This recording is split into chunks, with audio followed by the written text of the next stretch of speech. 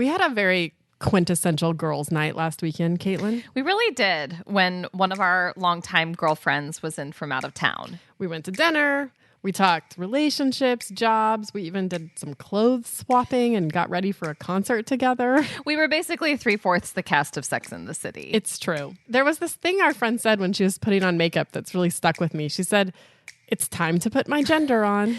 That's exactly the kind of thing that our friend would say. It is. Why do you think you're still thinking about it? I think there was something about like this implied choice of choosing to embody my gender. And I guess it kind of made me think, what do I like about being a woman that I'd want to put that on? Do you like being a woman? Like, what do you like about being a woman?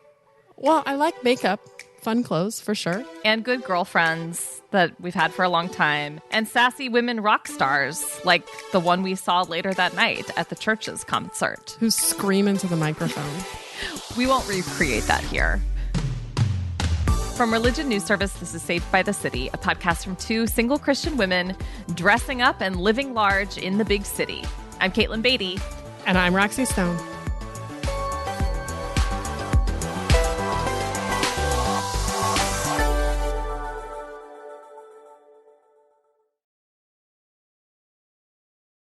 So this is an interesting question. The things that strike me about being a woman tend to be negative.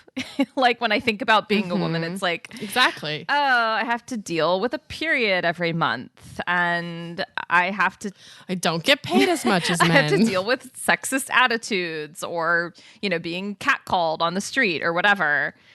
But I like this question of what I like about being a woman, and one of the things that comes to mind is when an old babysitter of mine, I was like 12 or 13, and she was a teenager, would bring over copies of 17 and 16 magazine, which were like ultimate teen girl Bibles, basically.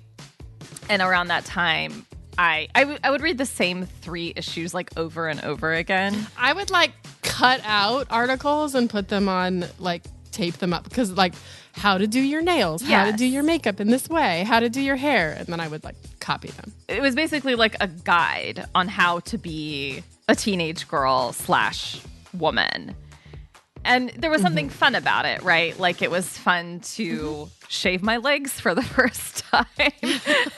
I do remember that. And how many times I cut myself. Yeah, or like when mom allowed me to wear heels for the first time. Or like buying eyeshadow for the first time. That there was something fun about that. Obviously, looking back, those magazines that we both grew up with were teaching us about femininity, about how to be women. And it was a very particular vision of femininity. It was very white, middle class, very like consuming your way into womanhood. This is what you can buy to wear or put on your face to make yourself a more appealing woman. Yeah, and even though it was fun, there was also a pressure implied too. Like if you want boys to like you, if you want to be accepted by the people in your class, if you want to stand out, like you should be these things to be attractive and to be liked by other people and to be accepted. Yeah, and of course we were growing up in the heroin chic era when like very, very thin, bone thin. So thin. Calvin Klein models, Kate Moss, obviously, very specific ideals around body image and weight that I have to imagine have shaped an entire generation of women. I saw someone tweet, and I would give this credit if I remembered who it was, but they tweeted something about like, for women of a certain age, they'll remember the 579 store that didn't carry any sizes above a size 9.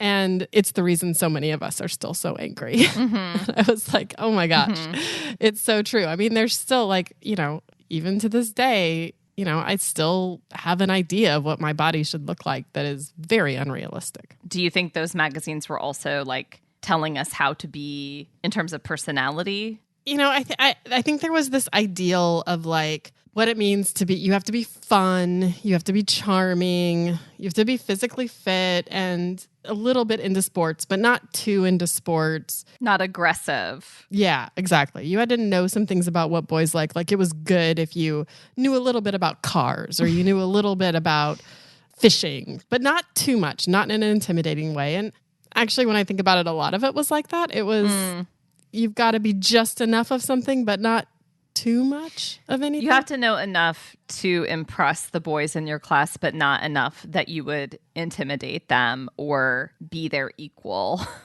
Right. And it was, you know, like that, like the manic pixie. Mm-hmm. You should be a little crazy, but not too crazy. A little whimsical, but not so much. It was a very limited, boxed in idea of what it meant to be a woman. And I guess as I'm saying this, a lot of this was very much through the male gaze. Like what you should be as a woman defined by what men want. Right. I mean, obviously so much of those magazines and like movies and music at the time was about romance and dating and ultimately preparing women to get boyfriends/husbands. Like that was the goal, to prepare yourself for the marketplace. You were competing with other women to get male attention. Right. Right. I'd like to think things have changed, but when I scroll through Instagram and the ads that come up, there's still an expectation of beauty, agelessness, all of that. Even more around maybe what you own or what your house looks like or what your job is like. When we were 15, the ads were for low-rise bootcut jeans, which apparently are making a comeback. Boo. You have to basically have a 13-year-old body to wear those. Yes. To look good in them. Yes. But now, you know, what's happened isn't that we're less marketed to. It's just the object of marketing has changed to, you know, Botox and very expensive night cream, like gummies that are supposed to make your collagen. I haven't gotten that one. Oh, just wait. If you scroll long enough on Instagram, obviously so much of this is about like what you own and how you present to the rest of the world, but very specifically for women about how you look. And that doesn't really go away, you know? And so we're not going to be able to turn off the advertising and marketing. So it takes a conscious choice on our part to say, I'm not going to buy into the vision of femininity that's being sold to me or being pitched to me. I'm going to find my worth and value as a woman, as a human person, by something more internal. You know, the thing that I remember about this past weekend is not going to be like the clothing and the makeup, even though there's nothing wrong with that. It's like our friendship with our longtime friend and the conversations that we can still have, and thinking, I want to find my worth in relationship to people I love and not to pursuing a man or having perfect skin. How's that going for you? Do you think that you are letting go of some of these societal expectations and ideals? How are you finding self-worth outside of those marketing ploys? I would like to say it's going swimmingly, that I have achieved like a Zen-like peace with all elements of my body and my face and my jowls. We've talked about our jowls before. We have talked about our jowls, which was something we never talked about as teenagers. Yes. I think my big concern at age 13 was, what if my boobs never get bigger than this? That is not my concern anymore. No. I mean, yeah, now I have different questions about my boobs. Yeah. There are certain things I feel like I've done a decent job of letting go of. You know, I'm not trying to look like a Calvin Klein model from the 1990s anymore, but I still worry about what my body looks like and how much I weigh, and worry about the fine lines and the wrinkles. And, you know, there's a different idea of what like a woman our age should present to the world that I still fight, you know, and wrestle with wanting to be, or feel envious about other women who are more in that way. And we referenced Sex and the City earlier. I feel like that was a big, like, this is what you want to be. And you're like midlife in New York City. You're still cool and independent and super fashionable, and you have a great job and you're having fun all the time and you're out and you're doing cool things. And your apartment is beautiful. Like there's just maybe the marker is moved, but there is certainly like an image and a type of woman, an ideal that I feel like is being held in front of me that I should want to be. I do feel like pop culture has helped us a little bit just in terms of even just looking at advertising, right? Or bigger conversations about body image. I think representation has gotten better. Like women on TV look much more normal and diverse now in all kinds of ways. I don't think they could make Sex and the City today, which I don't think that they could, but they are. They're just bringing back the remake. So never mind. There's still a market for like thin, rich white women in New York. I will say that I feel less anxious about pursuing an external ideal when I feel more deeply connected to other people. Like, I just think that relationships where your worth is reflected back, not as like, we like you because you're thin and beautiful, but we like you because you're you, you know, because of your personality, because of your care for other people, because of your understanding of me. That seems like a really good antidote to buffering against some of the more insidious attitudes about single women in our 30s in New York. If you were to show your 13-year-old self your life now, would she be excited? I actually think about this quite a bit because I remember thinking at age 13, like, what will I be like when I'm 17? Yeah. Because 17 just seemed like so, like, I'm going to be a totally different person. Yes. Then, you know, what will I be like when I'm 27? Like, I couldn't even imagine, but it just felt like I'm going to be this brand new other person. My 13-year-old self would think it was pretty great that I lived in New York, lived by myself, had a great job. And then I think she would maybe be disappointed that I didn't snag a man for good. Like, what was all that dating relationship for? And like how to flirt without being weird. I didn't pass the test, I guess. Yeah, I think it would be a mix. I think there would be things that I would think were so cool, and then things I'm like, I didn't expect that. I think my 13-year-old self had really high expectations, and I don't know if I like her anymore in some ways, but she would love that I lived in New York. She'd love that I live alone. She'd love that I'm an editor. That's what all the cool women in movies about New York always are. Yeah. For some reason. Yes. The marriage thing, she'd be like, what in the world? She wouldn't love the jowls. She wouldn't even know about jowls. No, she'd be like, what happened to your chin line? What's going on there? She probably thinks that I could dress cooler. She doesn't know how much things cost. She thinks you should just keep shopping at 579. Like, things are really cheap at Forever 21. So, like, what's the problem? Just as I knew you would.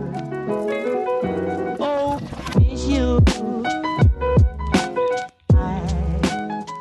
We've talked a lot about these secular influences on who we think we're supposed to be as women, but haven't really brought up Christian ones in this episode. We have in many past episodes, but it strikes me sometimes how much those actually overlap in the ways that an ideal of femininity and beauty is not so different in secular culture as in Christian culture. You know, and even in the way like some women in the Bible are portrayed, they maybe are like, they don't care as much about clothes, but they're still beautiful, and the men still love them, and it's their godliness that made them so beautiful for men. I mean, I think we often think they're so different, but I think in a lot of ways they overlap. You don't have to scroll very far through Christian wife Instagram to see that the beauty ideals are not so different. Oh, yeah. That's actually a really good point. I was trying to think, I mean, I don't remember hearing a lot of teaching growing up about beauty ideals, like at least not from Christian sources, but certainly white Christian women's Instagram doesn't really do much to challenge prevailing secular norms around what's beautiful. It's just overlaid with this veneer of holiness and purity, which is just really just adding another layer of expectation on for women. Like the expectation to be very attractive, but not so attractive that you're a stumbling block, you know, to like not immodest in your attractiveness. Right. Or to be attractive in a way that will keep your husband engaged in the relationship, because if you don't keep up appearances, he might lose interest and he might have an affair. And that'll be on you, you know. I also think about, you know, neither of us is experiencing this currently, but expectations for women raising children. Yes. The ideal is to not work outside the home. If you have to work outside the home, it should be part-time when your children are young. It should not be central to your identity. Work is just a pragmatic thing to do on the side. It's your central identity is to be a wife and mother. If you derive too much satisfaction in your work, it could become an idol. Yeah. And your children look and behave a certain way. They're postcard perfect. Maybe even you're homeschooling them so that they have good values. I often think about just how much expectation is put on moms in general, particularly on Christian moms within the church. And my understanding is that it's actually gotten worse in the internet era because there's no one expert. It's not like, oh, everybody's just deferring to James Dobson. It's like for any ideological belief you could have about like how to raise children right, you can find that on the internet, or with certain bloggers or Instagram influencers saying like, this is how it should be done, or this is how we do it, and you should look to us as models. Or look at how cool my kid's birthday party was. Yes. And you can watch hours and hours of YouTube videos and Instagram stories and buy this children's book or buy this like play set. Link in my bio, you know? Yeah, it really does seem like femininity in a capitalist era is really about buying the right things to feel secure, to feel like you're doing it right. Like whether you're a wife and mom or just an adult woman trying to get by, it's like very centered on having the right things that will make you feel like you're doing it right.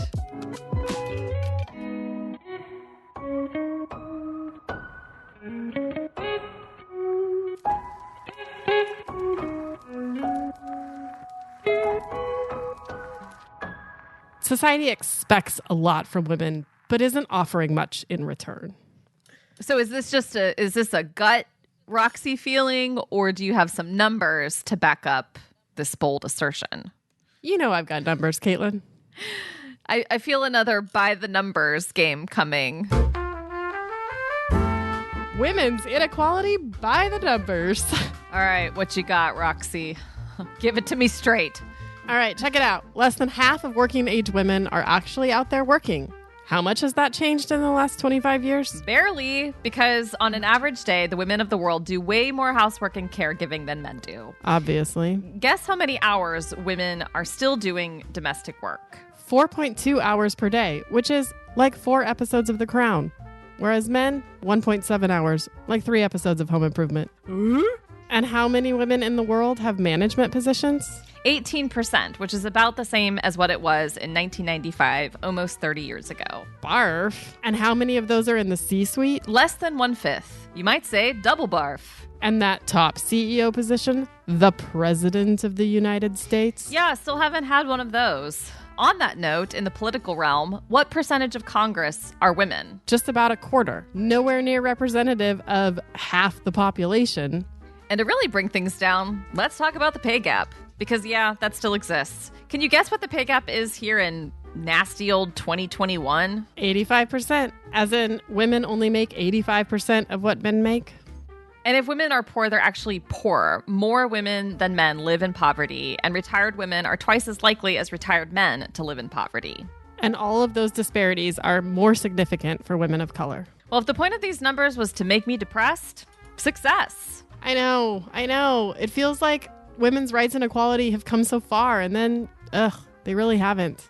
Yeah, these inequalities and unfair expectations take a toll on us personally, not just societally. This is why we're excited for you to hear from our guest today, who's really explored what it looks like for women to live in these spaces between societal expectations and real life. Not only live, but actually thrive and even change the world in the process. Kaya Oakes is a journalist and author of several books. She teaches writing at UC Berkeley and regularly speaks on topics related to religion, writing, and feminism. She's a contributing writer for America Magazine. Kaya draws on the wisdom of women from the Bible and female mystics to explore how women can find opportunities in life's transitions.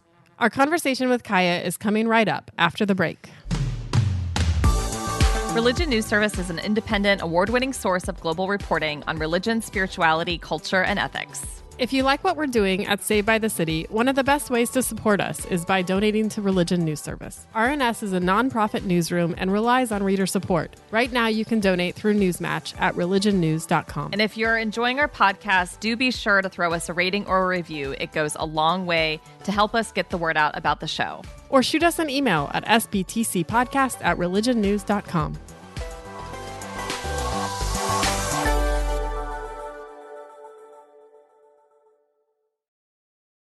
We're delighted to be joined today by Kaya Oakes, author of The Defiant Middle and champion of women of all ages, shapes, and sizes. Even some dead women, too. Welcome to the show, Kaya. It's so great to be here. Thanks for having me. You have a new book out, and in your book, you focus a lot on what you call life's middle spaces. You use the word liminal a lot and in-betweens. So when you talk about these as opportunities for women, in particular, for transformation, why do you think the middle spaces? What makes them so ripe for women in particular?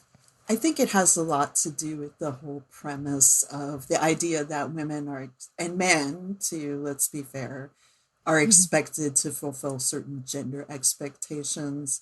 And as a result of that, oftentimes women feel like they're trapped in between expectations and reality.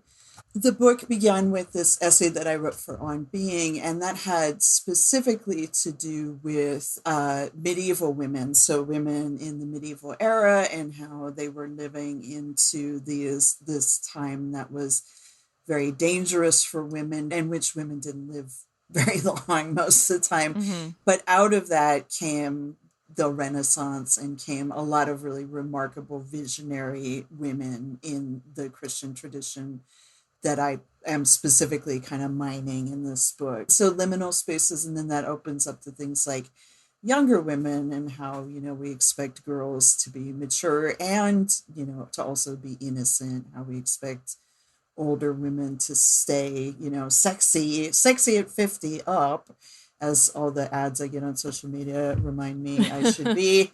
And also, but then also expectations in general. How do we live in between expectations and reality? You just mentioned, yes, of course, men face gendered expectations as well. But It sounds like the focus of your book really is on unique double expectations that women face. So to put it kind of crudely, like why is this particularly hard for women? And then why are the middle spaces particularly ripe for women? I think part of the problem is that there's just more expectations of women. The three of us have experienced life in Christian denominations where women can't preach or be ordained. Mm-hmm. And yet those denominations put more expectations on women while silencing them. And so it's a weird kind of like, don't talk, thanks, Paul, like don't talk in church, but also like be a leader in your family and like, have lots of kids and bring them up right and so on and so forth. The expectations are so different of men in terms of how they're expected to be, husband, father, servant, leader, right? Like that kind of cliched masculinity is just so different because it's so much about power and dominance. And while women are expected to be powerful in their families, it's more this expectation of being a good mom, a good wife, a good partner. It's Advent. And Advent itself is, often described as a liminal space between the now and not yet. So when you think about Advent, I wonder if you have any particular challenges or inspiration for people approaching Advent right now, doing devotionals, whatever, when they think about the opportunities in these middle spaces. Yeah, I was just listening to a great sermon that my spiritual director gave. He also lives in liminal spaces because he's a gay Catholic who preaches at a Presbyterian church. So, why not, right? But he was talking about dominion doesn't mean dominionism. And I think that's a liminal space of Advent too, is this waiting for this, this king and kingdom, but also how do we understand that's not necessarily a patriarchal top-down kingdom, right? Mm-hmm. Also, we have, the Magnificat, which is this hugely important prayer of Mary, which gets kind of sidelined or buried in some liturgies, and how that is really, again, the kingdom in reverse, and the idea that the people on the bottom are on the top. And so I think that Advent is sort of an opportunity for people to kind of pray into or meditate into the idea of being the opposite of what you're expected to be. Mary's prayer about what does God want for the world is the opposite of patriarchy in a lot of ways, because patriarchy is about unearned privilege being used to control other people, and that's not what God wants for the people. Backing up a little bit, you mentioned the Magnificat is sometimes overlooked in certain teachings and liturgies. I don't think I really spent any time with it until I was well into my 20s, and I grew up in the church. Interesting. So for listeners who have heard about the Magnificat but maybe don't know exactly what it is, what is it? Where does it take place in the story of Scripture? And then what is it meant to you specifically as a Catholic woman who was given, assumedly, certain teachings about Mary that don't really accord with what we see about her in the Magnificat?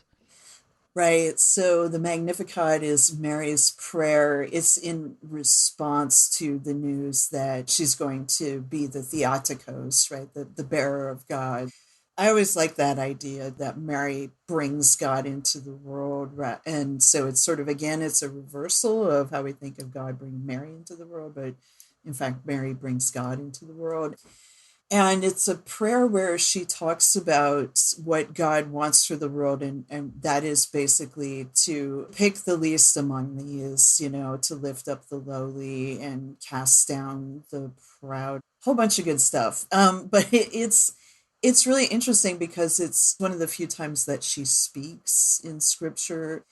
And the fact that she's given this very powerful voice, and she herself is a woman and living in the time that she lived in, probably had no public voice. And so it's very powerful. And in monastic orders, so orders of Catholics who live in contemplative monasteries, the Magnificat is part of the prayer that they pray every day. And wow. Yeah, so it's really interesting to me that people who live in a contemplative community where they don't really interact with the outside world, this is part of their daily readings. For many of us, whether we grew up in Catholic traditions or in more evangelical Protestant traditions, as Katelyn said, we don't necessarily hear the Magnificat, or if we do, we don't hear that part of the Magnificat. We hear "Blessed am I among many," Right. And Mary's submission, her mothering, her nurturing, her softness, her innocence. When I think about your book and talking about women and expectations and stereotypes, that seems like Mary really got softened in a way. Absolutely. I mean, so many women in the Bible, right? We could probably come up with a really long list of women in the Old Testament.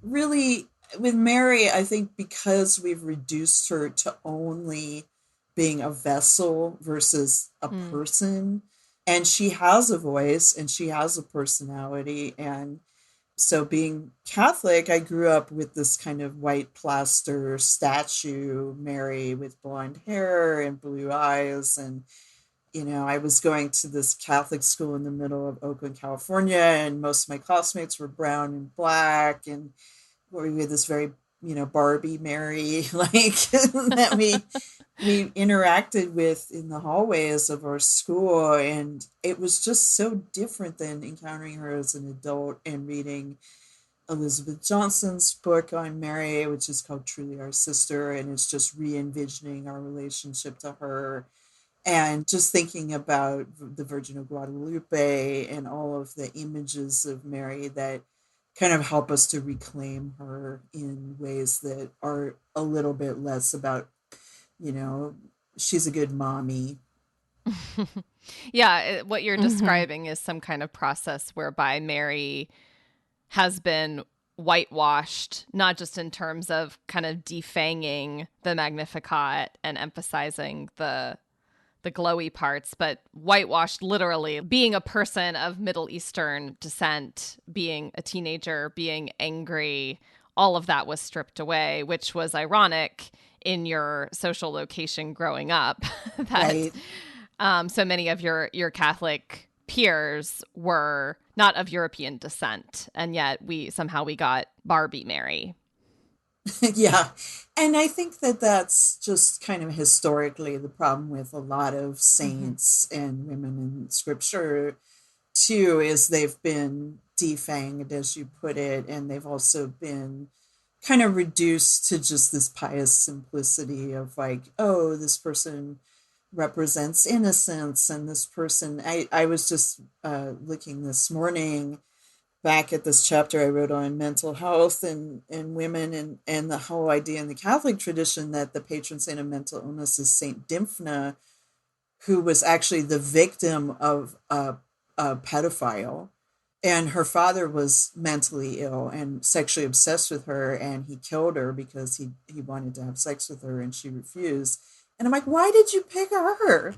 Like, she's like, there's nothing, this poor girl, she had no agency in this. And there were so many other people who are so much more representative of what people really go through in that struggle.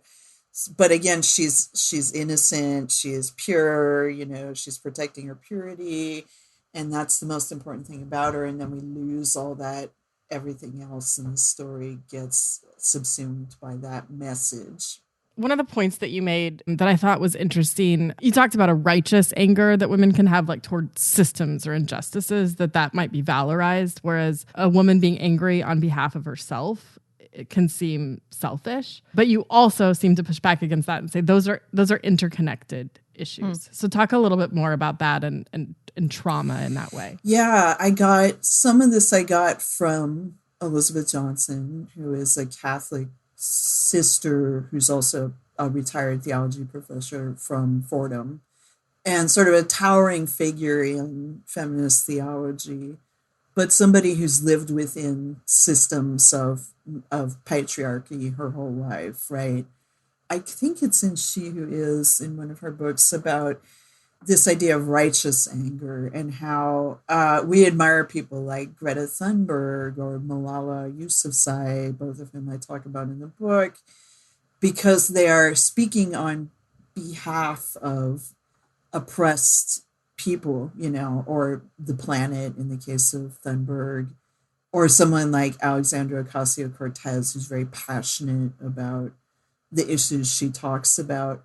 But at the same time, a lot of the time when women are angry about personal violations, like again, I think back to sex abuse and sexual violence and sexual harassment and Me Too, and how that sort of like peaked and then at some point became, well, it's just a bunch of pissed off women. It's sort of ironic that we both sort of like honor that righteous anger on behalf of the oppressed, but like the figure I talk about a lot in that particular chapter is Dorothy Day, who was founded the Catholic worker movement and was very much a big public figure on behalf of the poor in particular, but was also just a very angry person herself. And she was very snippy and short tempered. And from all accounts of people who worked with her, she was just in a foul mood a lot of the time. Now, as a child, she survived the 1916 earthquake here in the Bay Area. So she had a traumatic incident. Then she had a child out of wedlock. At the time, they would call it that. She was an unmarried mother. And again, she was traumatized by the way people judged her and reacted to that. And so she had a right to be angry, but people only liked her when she was angry about oppression, not when she was angry about how you were, talking to her or like treating her one-on-one. But that trauma, and then particularly that what I have learned is called epigenetic trauma. So if somebody in your family was burned at the stake in the witch trials, you have that trauma in your genes that your family went through in the past, and particularly we're learning how this works with people whose families went through things like slavery, but also wars, rape, sexual harassment, all that kind of stuff. Right, trauma's passed down genetically. We have evidence that trauma is generational, not just individual, and that you can inherit trauma. Yeah, and particularly with women, because in a lot of marriages, abuse was kind of normative. I wonder how much of that, we're seeing today just kind of coming out in women's bodies and minds. Katelyn and I are, well, all three of us are, we don't have kids. Katelyn and I are not married. We're, rapidly approaching, maybe at middle age. I'm not sure where that starts. You get anymore. to decide. Yeah, there you go. But living these less stereotypical lives for women. And I think part of what excited me about your book and talking to you is that I think you found, or you are saying, there's opportunity for living a fulfilling, good, purposeful life outside of these boxes that have often been presented as the best choice for women. Yeah, I think it's really important to have conversations about this too, because I realize that oftentimes, because women who don't have children or who aren't partnered are seen as a failure. And I find that really problematic, because there's so many reasons somebody might not have a child or might not have a partner, including maybe you just don't want one. Maybe that's not your vocation. It's really easy for churches to say, women have a vocation to motherhood. But then there's lots of examples in the Bible of women who didn't have children. And in the Catholic Church, we have these amazing sisters who take a vow of celibacy and don't get married and don't have children. And they do phenomenal work in social services and creative work. I really want to push back against that narrative of it's a failure. It took me a while to discover the breadth of the Christian tradition and the fact that celibacy and solitude have been very time-honored vocational calls for women. I mean, I think of Julian of Norwich, who, my understanding is, she spent most of her vocation like in a tiny little cell, having these dramatic visions from God and writing about it. There's something radical even today about the notion of a woman who doesn't just want to be alone, but is called to be alone, and that finds a fruitfulness and something generative and life-giving in that space when the world may just see her as, like, as you said, Kaya, a failure, or only defined by what she lacks. I felt that more acutely in suburban contexts. I think one of the gifts of living in a city now is that there are that many more single people. People stay single for longer. There are lots of different reasons why people are not partnered with kids. And there's a space for it to not be weird. And so I think your work and your writing also makes a lot of space for women and also men to kind of resist absorbing messages that are damaging and also not really Christian. You're right. It isn't very Christian because our religion is based on that person a man who never got married, as far as we know, or so they tell us, and who never had children. And so why are we being pressured to not, I mean, if we really want to be like Jesus, then we would run around with our friends all day and not worry about a nuclear family, right? And so in some ways, the queer community is teaching us a different way to be. And I think living in the Bay Area, like there's lots of families that are different than what I grew up understanding a family to be. You'll see a lot more single people, but who are part of a family life, right? Whether that's through extended families or blended families or friend families or, whatever. And so I think that's really important for us to pay attention to, because it is, as much as we want to believe that it's our destiny to have children, it's not possible for some people. And then again, it's just not a choice for some that they're ready to make until they're past that age when you can biologically do it. But that doesn't mean you can't nurture, mentor, take care of, grow a family in a different way. Thank you so much for your time, Kaya, for this great conversation. For those out there who do want to buy your book and read it and talk about it, what is the name and where can they find it? Sure. It's called The Defiant Middle: How Women Claim Life's In-Betweens to Remake the World. And you can buy it wherever books are sold on the internet. And then I definitely encourage people to go to their local independent bookstore and ask them to order it. It usually comes just as fast as you'd get it from some online place. So yeah, that's where you can find it. Awesome. Well, thank you so much. Thank you. Say by the City is a Religion News Service production. The executive producer is Jay Woodward and the consulting editor is Paul O'Donnell. We get production assistance from Elizabeth Joy Wyndham. Chaz Rousseau put together our look, and Martin Fowler wrote our theme music. We are Katelyn Beatty and Roxy Stone. Thanks for listening.